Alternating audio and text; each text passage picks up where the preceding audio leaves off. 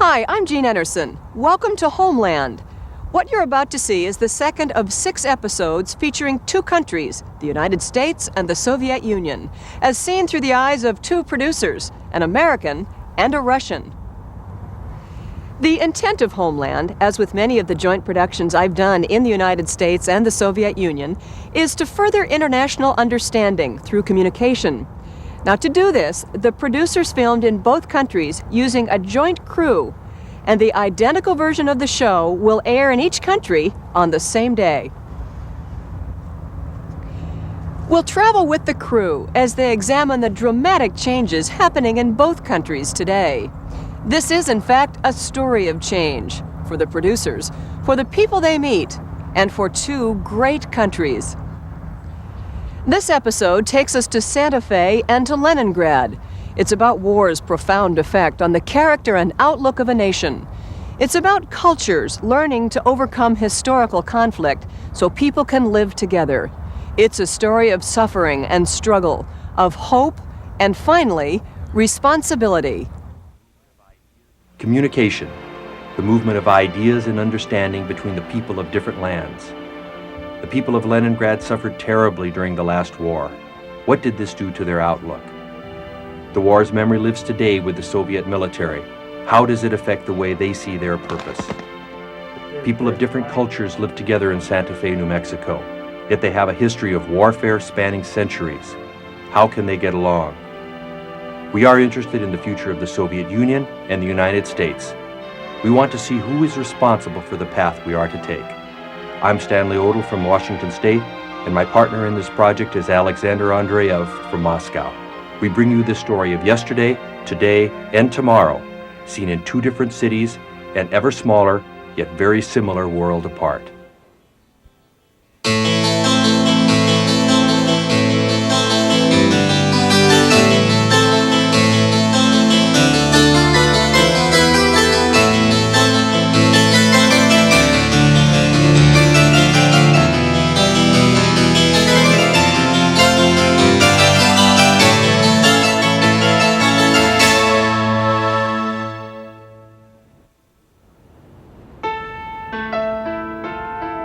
Leningrad, our city of passion and pain, of culture and beauty, home of Pushkin and Dostoevsky, birthplace of our revolution.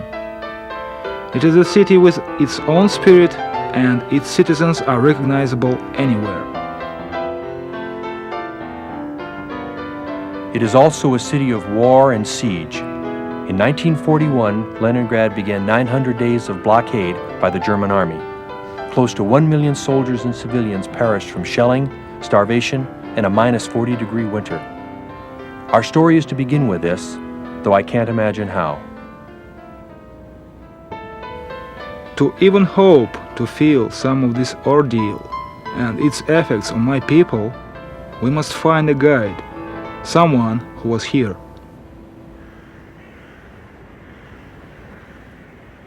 Zoya Vassilievna Blucher's father was one of the first 5 marshals of the Soviet Union. He was executed by Stalin. During the blockade, Zoya worked in libraries and dug fortifications. After the war, because of her family name, she was arrested. She brought me to an old battleground and spoke with me of those days. Вам будет нелегко понять вот всю глубину. It will not be easy for you to understand all the depth of suffering and ordeals that the Soviet people had to go through during the Great Patriotic War. I should say that autumn was very early and very cold, and the winter of 1941-42 was horribly cold. You know what cold is? When there is no heating anywhere. You know, there were buildings where all the people died. A whole apartment would die. And in spite of that, no one tree was cut down. We spoke for quite a while, and I asked her how our story should begin. Мне кажется, нужно прежде всего поехать на наше мемориальное Пискаревское кладбище. The first thing you should do is to go to our memorial Piskarovskaya cemetery, where you will be amazed to see the number of people who died. And besides that, of course, you should get acquainted with the veterans who survived the blockade. Listen to their stories. These are precious stories. This is their life experience that they went through themselves. Besides that, you will be amazed to know that almost, not even almost, but every family lost somebody in this war. At the Piskaryovskoye cemetery outside of Leningrad, I could sense the scope of tragedy that affects the Soviet people. 500,000 lie here in mass graves numbered by the year. Zoya's final words to me had been that the most horrible wounds are in the hearts of the people. These wounds remain very much alive.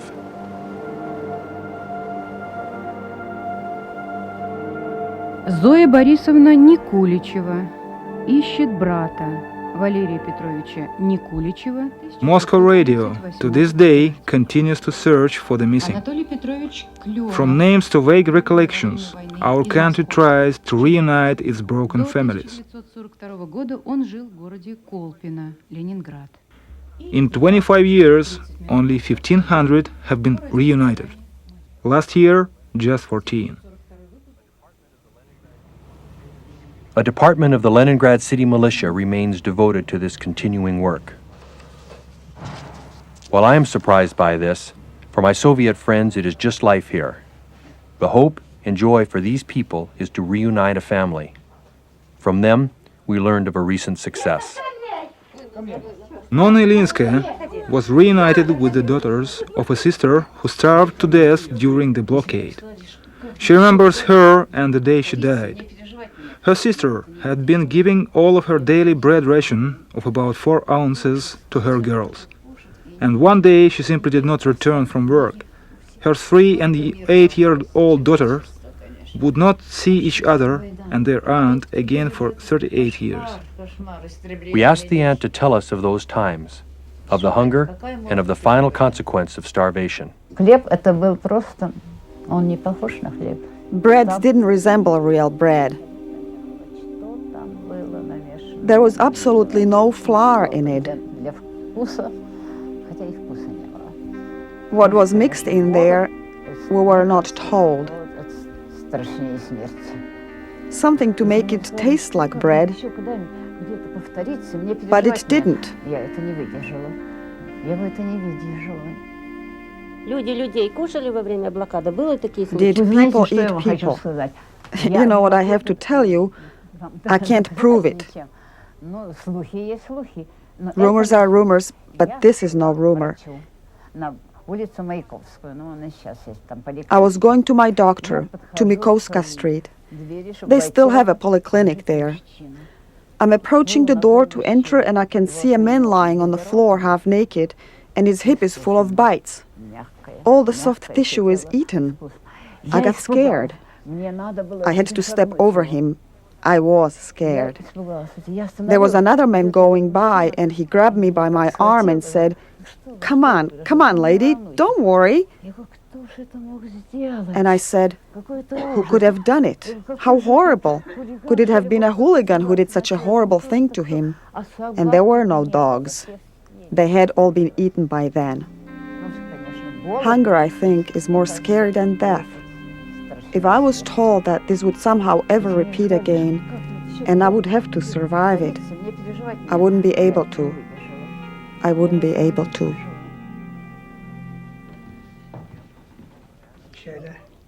We have come to the home of Anna Tarasovna Semyonova. She is the recipient of this country's highest civilian award for bravery, Hero of Socialist Labor. It was a privilege to speak with her. Очень трудно. It's very hard to recall. I became a soldier from the very first days of the war, voluntarily. И мы попали в окружение. We got surrounded in a forest. Тогда, когда Nothing was left. No food, no medicine, ни nothing. медикаментов, ничего. Мы с себя We рвали tore our shirts to bandage the wounded. и привязывали раненым раной. Они меня обстреляли всю. They shot me all У меня over. шинель была. The coat that I had on, well, there was no place that didn't have a bullet hole. Видишь, судьба. See, here is my destiny. I only got my face frozen and my arm wounded. Когда мы привозили здесь раненых в Ленинград, When we brought the wounded to Leningrad, it was horrible to see. There was no light, no water, транспорт не ходил. no Люди были transportation. голодные, холодные. People were starved, frozen. Была It was terrifying. молодая девушка, You couldn't tell a young girl from an Они были old все woman. завернуты в таких They were платках. all wrapped in shawls. Наша They looked awful. задача всех The task of all the soldiers during the war was the same: not to give away what our fathers and grandfathers have won, завоевали, not to give away our motherland, не сдаться, because this is our Soviet motherland. что это наша советская родина. This это is наша our жизнь. lives. These scars of war remain on the city and people of Leningrad. Everyone here we spoke with told us such a story. Is this what has shaped the Soviet character?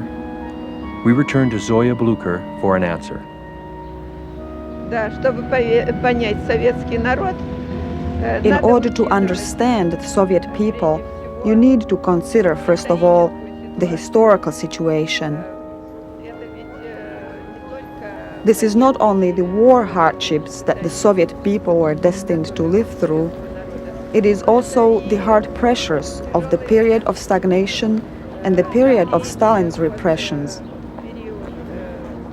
All of these, taken together, of course, have formed the strength of the Russian character. With an appreciation for these deep experiences, we go on to the modern Soviet military. For me, still a forbidding thought. For what values does today's Soviet soldier stand ready to fight?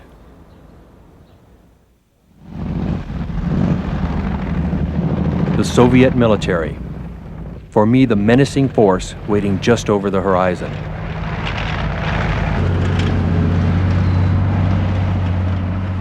It is in this light I have always seen them.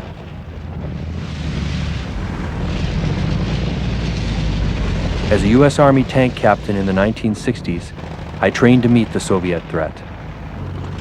I believe this was the way to defend my country.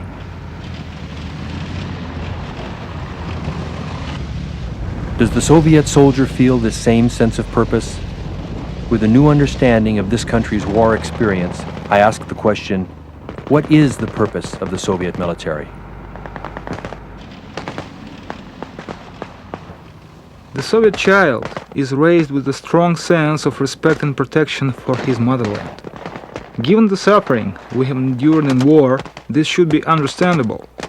Does not the individual soldier stand ready to serve and defend his homeland?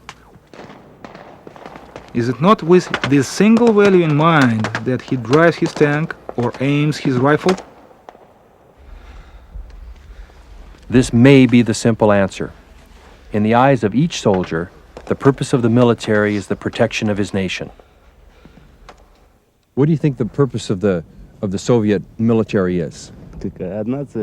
Just one purpose, to defend the motherland. We have no other purpose against American people. All we want is to live in peace and agreement with them. Do you feel ready to do this? I feel ready. What is the purpose of the Soviet army? Purpose? To defend the achievements of the socialist revolution. Could you ever see the Soviet army attacking other countries? Нет. Never? No. No? Нет, никогда. Never. How about you? How do you feel? Никак нет. Absolutely not. I can't even imagine it. What impressed me most through these talks was not what was said, but the sincerity in each reply.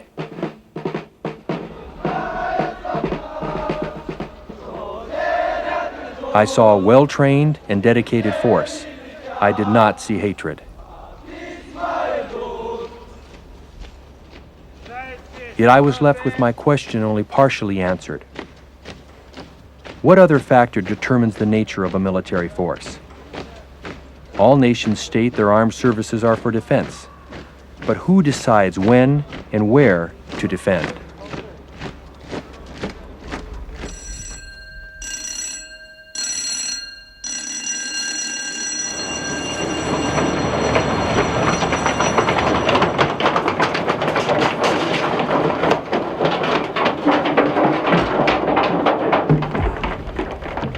This question leads us to the government and the part it plays in the use of military force.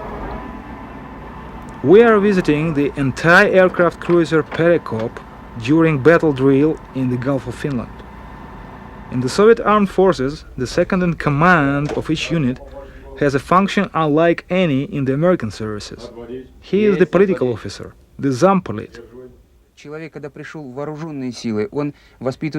When a person enters the army, he is educated somewhat differently here, both as a defender of his motherland and as a citizen of the Soviet Union.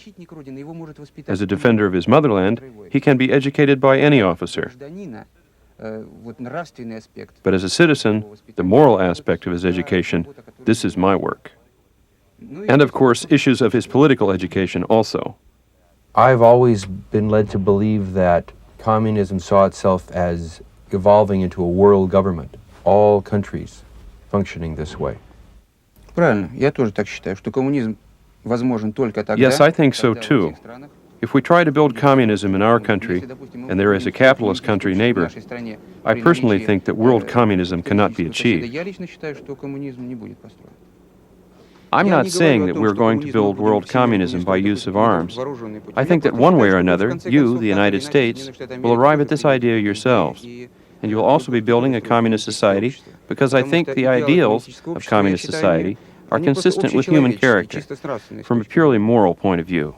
Is the Soviet military in existence to further communism? No, it isn't. None of the documents issued by our government leadership say that. As long as I've studied and worked in the military forces, I have never run into it. With every government, there are powerful political motives involved in the use of the military.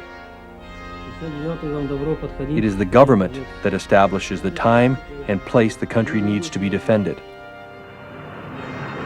But if the people do not question and hold their leaders accountable, the government's use of force may lead to tragic consequences.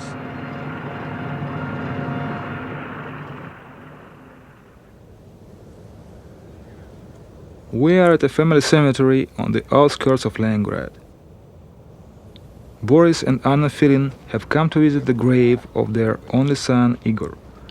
Boris is a colonel in the Soviet army, a mathematician, an author and a Communist Party member. Their son volunteered 8 times to serve in Afghanistan and was killed there 10 days before his 20th birthday. His fellow soldiers killed the 16-year-old Afghan boy who had shot him. What do these 2 boys have to do with it? What? What is it for? Didn't they have anything better to do in this world? We were raised ourselves in a spirit of love for our motherland, of course, patriotism, internationalism. I myself, as a mother, suggested all of this to him. And I raised my son, well, just the way I described. This is what he thought his duty was. Who, if not me? I would tell him, don't go there, Igor. As a human being, as an officer, I think that this war was not needed. And those 10 years that our guys were being killed there, those were just wasted lives. And so the truth should be told. Who is guilty? Why have our guys from Russia been killed there for 10 years? It is not clear yet. It appears that there is no one to blame.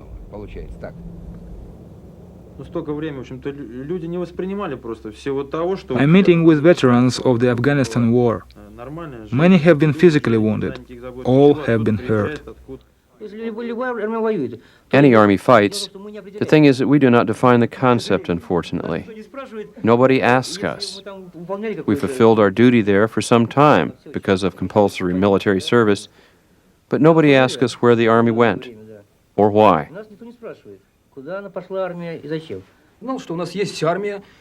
I knew we had an army that defended us while we slept.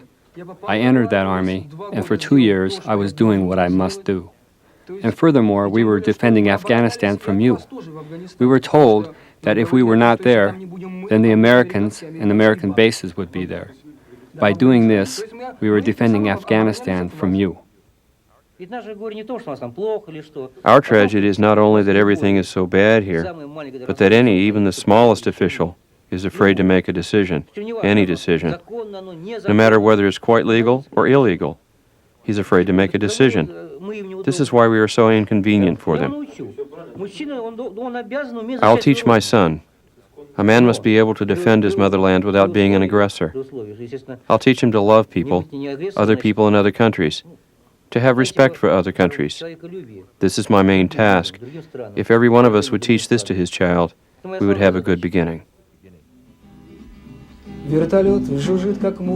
These men believed and served, just as their American brothers in arms did in Vietnam.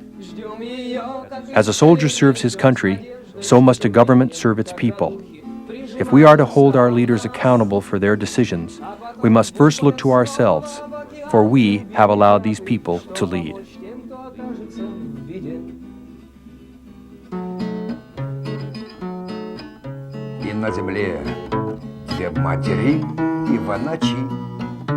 In his home, Boris played for us a song about his son. He forgives the Afghan boy who took his son's life and sings of two grieving mothers.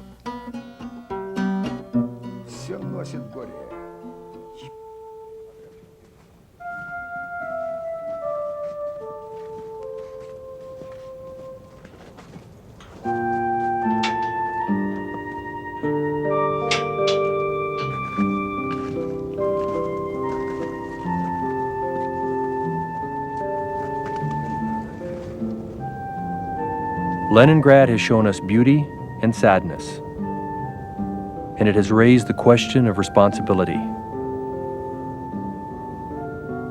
Our crew is now ready to leave for the city of Santa Fe, where we will continue our story. Can people of different cultures live together? Can we avoid this?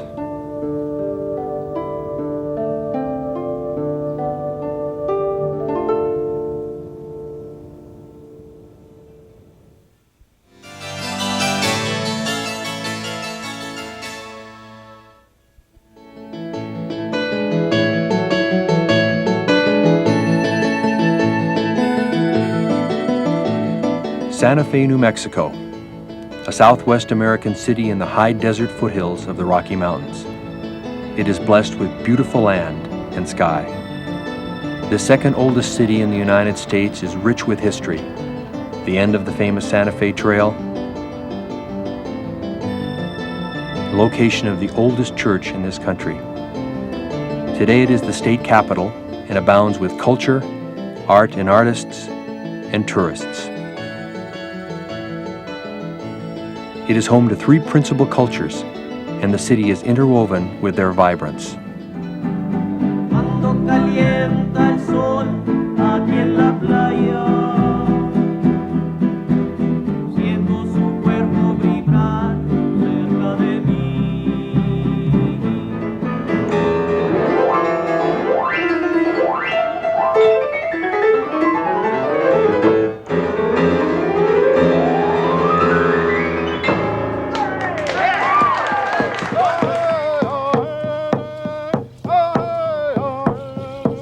We've been drawn to a place its people call magic, yet it is a city with a violent past. First, home to the Native American people who lost their land to Spanish guns centuries ago. Home to the Spanish, who in turn lost much of their ancestral holdings to the Anglo and his law. Three cultures with a history of conflict and violence live today side by side in a place all call home. Our story continues in this intriguing city as we ask, how can different people live together? What are the factors?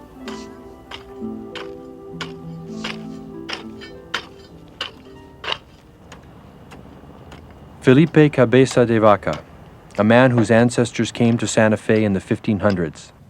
Of Spanish descent, he is today a plumber, gardener, an artist, and the creator of the Space Science Center. He offers this facility without charge to local residents to further their awareness of what's up there. See that? See that? Then those are the stars you would see. See that? Felipe is, as he says, a man of many spirits. He is quick to anger and to befriend.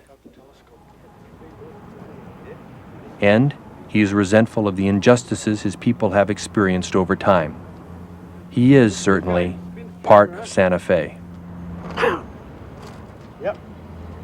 So, we are now in the United States. What is your attitude towards George Washington? George Washington is not the father of my country. You know, we didn't have a father here. Since this area was occupied by the U.S. government, they haven't done anything good for anybody. They came and they brought a new language. They brought new money, new laws, new religions. And then the Spanish before them brought all the Bibles, and we had all the land, the people here. Now we're holding the Bibles and they have the land. Once again, the Hispanic community has always been very oppressed. In some cases, self-oppressed. In my mind, a self-oppressed person is a person that does not struggle from within to see through a lot of the clouds that are in the community. Of course, we can't compete with the top-going American type of big business because we're not given the opportunity. We're not educated people. We're more pride. We're more a pride culture. We're always very proud of everything. We have nothing and we're so proud.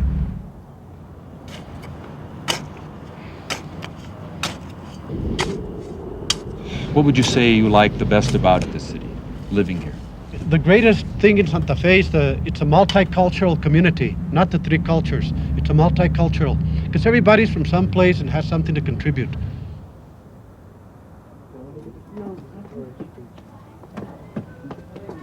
Another visit with a family of a similar history and yet a very different outlook. Eliseo and Paula Rodriguez have experienced many of the difficulties common to the Hispanic community. However, their perspective remains very unusual.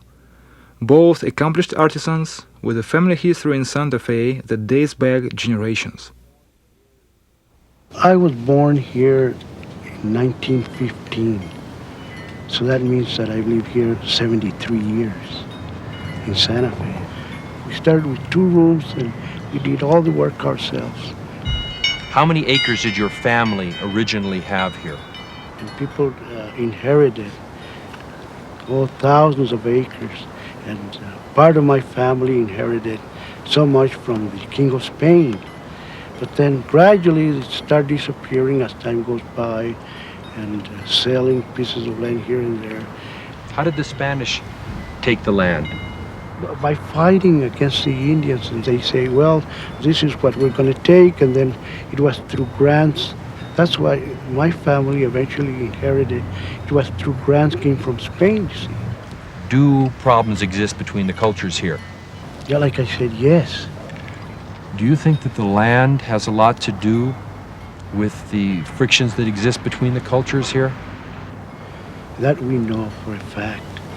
People that came in, they were lawyers, they knew the law, they knew how to divide the properties and everything else.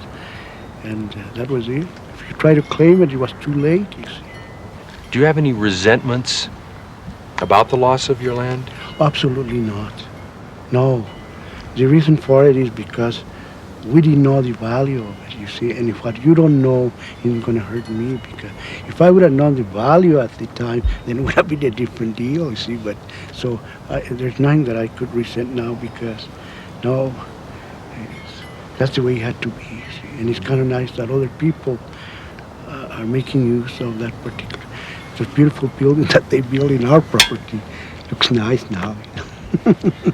It's not ours, but I tell Paula, look how beautiful it looks now. There are many places in this country where different nationalities live. What's so special about Santa Fe? And I think that's the beauty of the whole deal. It's a matter of democracy where we're working together as a team. And I'm talking about Santa Fe in that respect.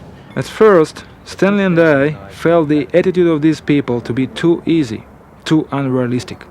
Only after time did we begin to recognize the strength which comes with simple respect and forgiveness. We looked at the Soviet military today. We went out on... We had been invited to a Friday night gathering at the home of John Paul and Roxanne Valdez. Here we have the opportunity to ask young Hispanic adults about getting along and to learn of their values. You have these different cultures in this city that get along and they don't get along, and there are jealousies and there are prejudices and there are reasons for it. Can you as one person do something about this? I feel it begins with the person, with one person. I feel it begins with yourself. And once you're at peace with yourself and you're happy, you can start helping others to be at peace with themselves and to be happy. And from there on, it should spread to the world. Someone else, tell me, what's the strongest part of the Spanish culture? Your best? Their pride. Do you all think that? Yeah. Pride? They're very proud people. I think it's their work ethic. They work real hard for what they got. Tell me about your cars. Our cars? Well, that's... Our cars are pride and joy. Me, myself, being that I'd rather spend my money on my car and make it look good to show off and show the other culture, show what I've got. Also, I agree with the reason why we have the cars is to show you that we've worked for something, not that we got it handed down from anyone, and that's how come we take pride in our car. And a lot of things I hear from the Anglos, I'm not putting them down or anything, but I hear it's like, where did he get that? You know, where did he get that car? Did he steal it? Where did he get that watch? Did he steal it? Did he get drugs? To do it? You know, think about it all the time. That's what you hear a lot of. Or how did you get it? Work. Hard work. We worked. We got a job.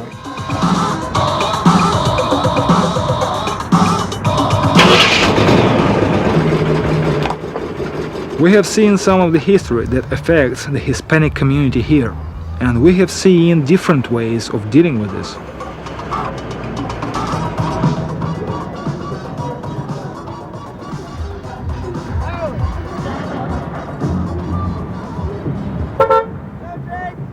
The word that has begun to emerge through our conversations as the key to living in the city is respect.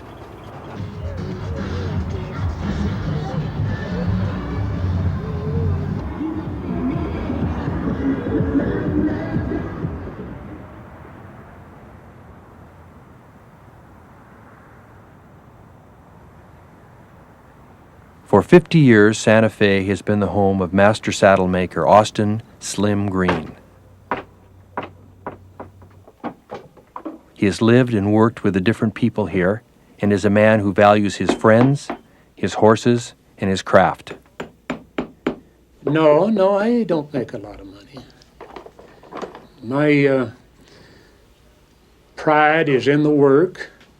I first think about the horse and the customer.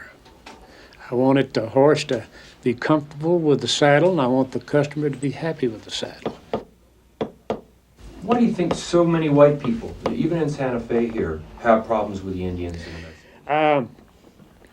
They come in, a lot of the Anglo people that come in here, as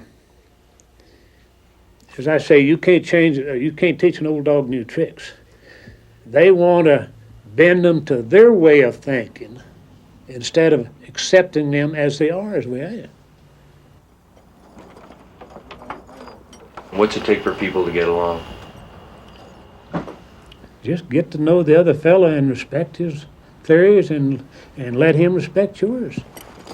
I think they've just got to get together and get to know each other and know each other's whole thinking. Where there are conflicts in the family, the problem is who will make the first step. Who do you think should make the first step between our countries? Well, I'm gonna say a little quote that I kind of like. When I first came to New Mexico, one old person told me, he says, to get along with the Spanish people, You meet them halfway, and then you take one step further over on their side. In other words, I think if each country get together and go a little bit further than stopping, there would be something there. I've always, it's the same old theory, give more than you receive, and it'll always work out better in the long run. Have you lived your life like that? I've tried to.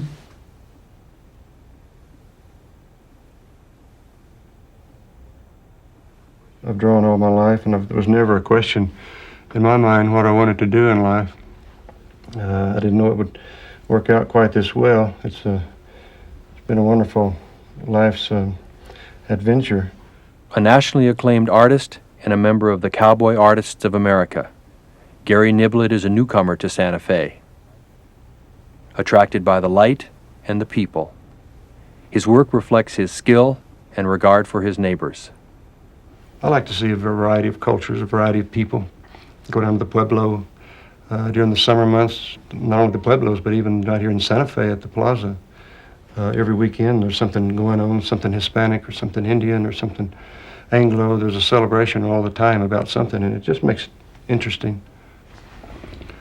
It's got to affect the art when you go around the plaza and you see an Indian from one of the Pueblos who have spent so much time on their craft and so much love making those pottery bowls that they do and the wonderful necklaces and everything. I love that. They have pride, and in turn it gives me pride in where I'm living and the fact that I get to share a life with those people. The Spanish also, there's a little town near here that called La Cienega, where they do everything the old way. And I like to go out and look and see what they're doing, and it gives me wonderful ideas for paintings. And just the fact that 300 and 400 years ago, that's the way they were here, and I'm living here where all of that sort of thing took place. And there's something magic about that. There's something that you can use always in your paintings. It seems an extra little lift when you try to design a painting, knowing that kind of culture is behind you. Gary and Slim are two different men who share a common value, respect. And to me, their lives seem much richer for it.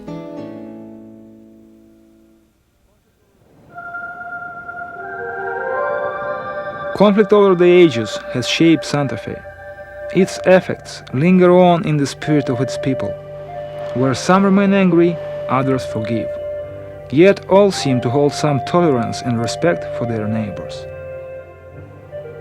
We have seen a community that is in fact a product of its cultures. It could not exist as it is without each of them.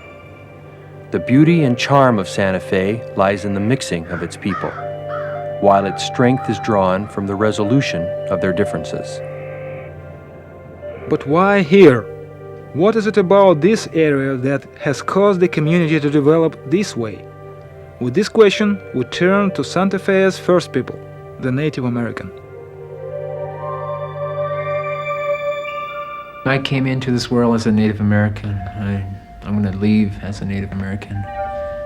And if I come back again, I hope to come back as a Native American.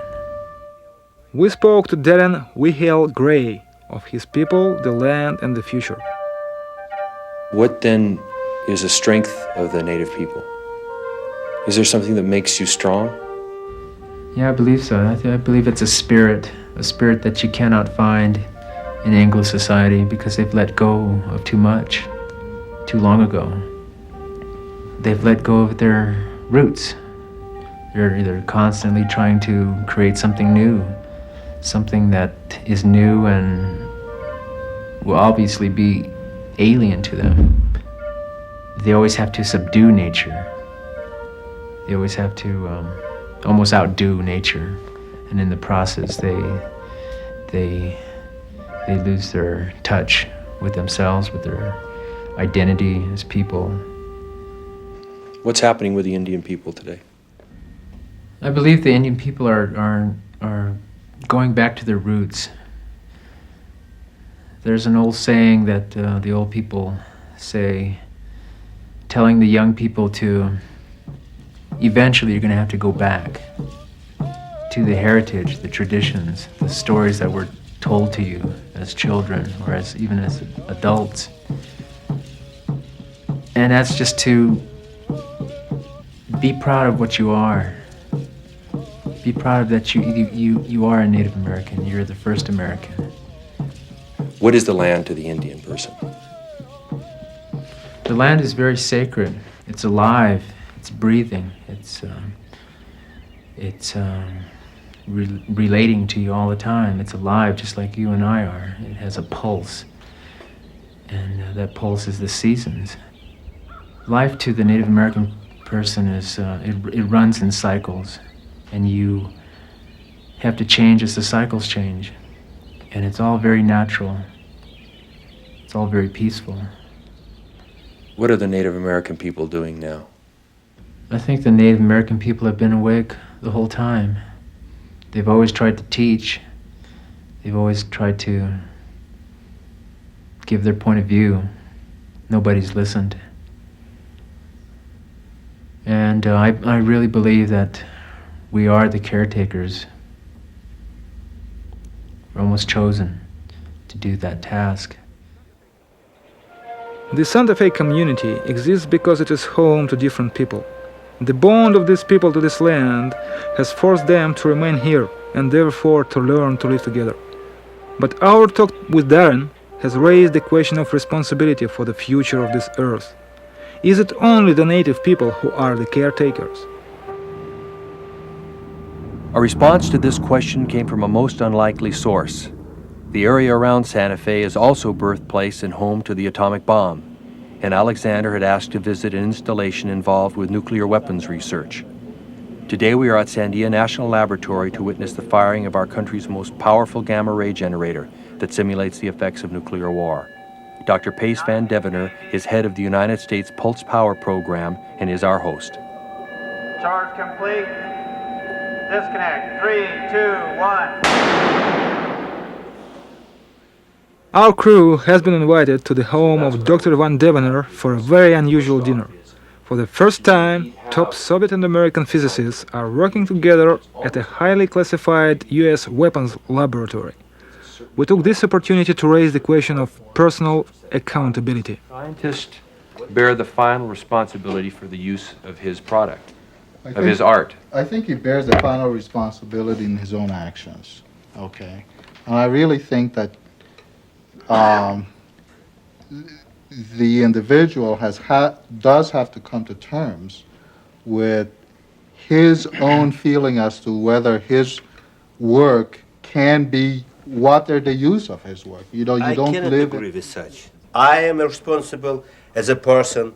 I must have my decision, but my decision isn't sufficient. You see, it isn't sufficient. I can go aside. It changed nothing. Only the High Parliament must control it in openness.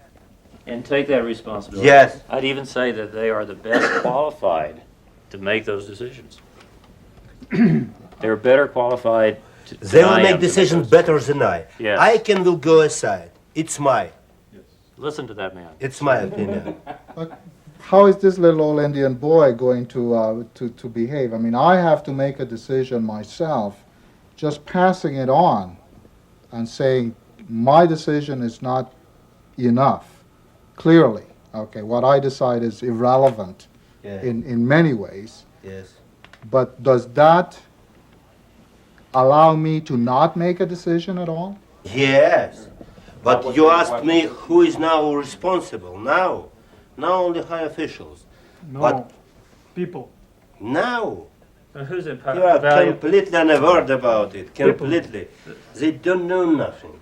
But they agree with this situation, and they must have in our situation. They must be disagree with. It must be. Must be, and we must work for this. Of course, it must be in future. So then, in the end, then who is responsible? If it's Now? not- yes. Only very high officials. The Now. No. Mankind. I think it's the people. Not officials. People. Who is responsible? In our story, we have seen some of the capabilities of mankind. We have seen strength and virtue and consequence. We are not yet clear of the woods. 0.